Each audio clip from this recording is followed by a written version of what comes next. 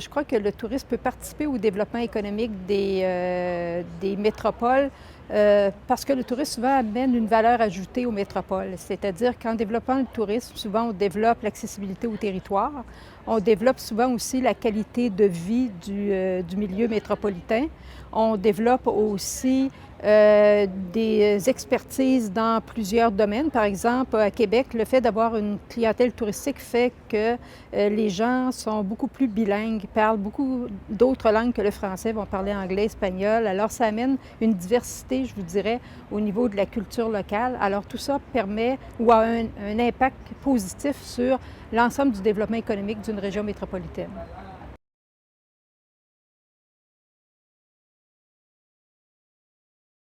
Tout à l'heure dans la conférence, je disais que oui, il y a des complémentarités entre la ville-centre et les territoires et on peut essayer de trouver des façons de partager, je vous dirais, des expériences, par exemple à l'intérieur de forfaits qui permettent à la fois de faire une activité au centre et en périphérie.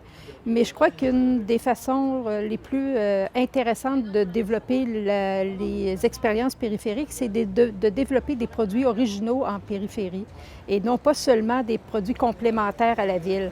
Donc, aller chercher les forces de certains territoires périphériques et améliorer ces forces-là. Par exemple, à Québec, certains territoires ont une force au niveau de la motoneige. C'est quelque chose qu'on ne retrouve pas au centre-ville. Alors, il y a possibilité d'essayer de développer un niveau d'excellence au niveau de ce produit-là et permettre ainsi d'avoir des nuitées en périphérie et éviter que les nuitées soient au centre-ville et que les touristes du centre aillent seulement faire une excursion en périphérie.